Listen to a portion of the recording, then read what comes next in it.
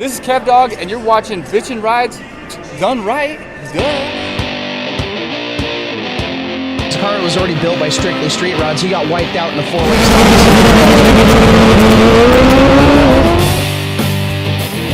have the most talented guy in there, but if he's not driving with the rest of the crew,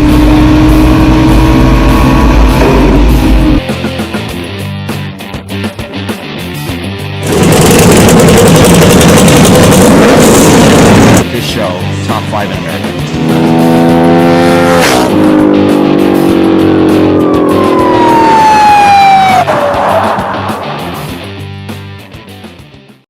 Hello friends, this is Larry with Rides Done Right, and I'm at the Salem Roadster Show.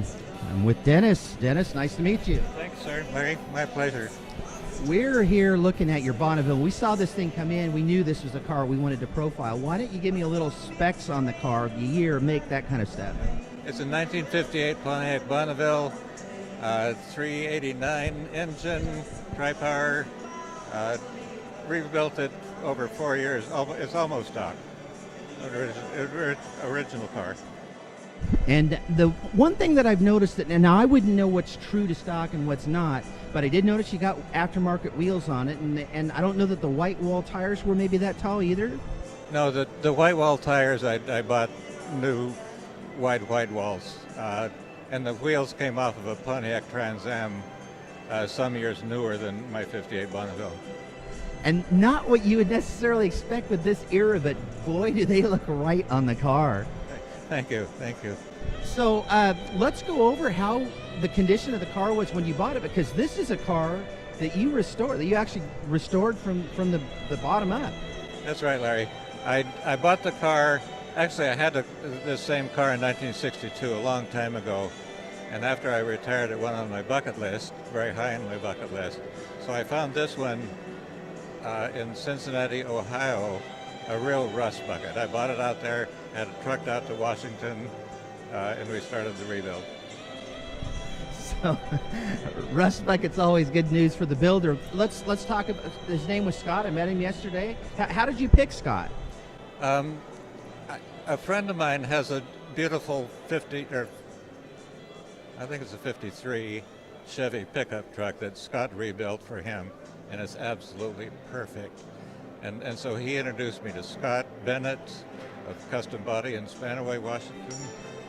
And I asked him if he'd be my car builder, and he said, sure. So how long did the car take you to build from the start to finish? It took exactly 4 years, and we finished it last spring. So now I showed it all summer, and now the Salem Car Show here in the middle of winter. But I'll show it again next summer. If you've been watching the crowds coming up, it's a magnet for people. They are really enjoying it. You can see that. Oh, it is, and I love to see the people, first of all, enjoy it and take pictures of it. And every now and then I'll kind of elbow in and get in the conversation and answer their questions and just see what they're interested in.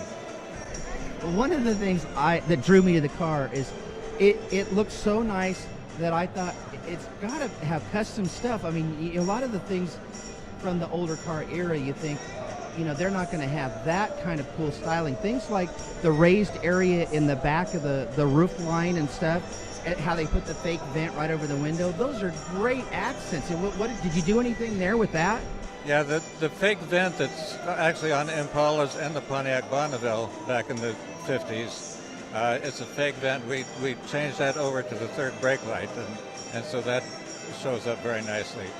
We also put disc brakes on the car. Other than that, it's pretty original. It's pretty stock. Well, I would say disc brakes on a car of this size is probably a pretty good call. I mean, these things had to have been a nightmare to try and stop. Yeah, I remember back in '62 when I had the car, a 58 Pontiac, and it took a little while to get it slowed down. Well, that was the right move for that. Now, one of the things on the chrome work, if the car was a rust bucket, it certainly had horrible chrome trim, and I imagine you guys had a lot of prep, maybe missing parts that you had to come up with long before you ever went to plating. That's correct. There were a few chrome parts missing, and parts for a 1958 Pontiac Bonneville are very, very difficult to find, but we found them all, got them re-chromed, and stainless steel we brushed up and polished up, and here we got it. It's just a beautiful car now.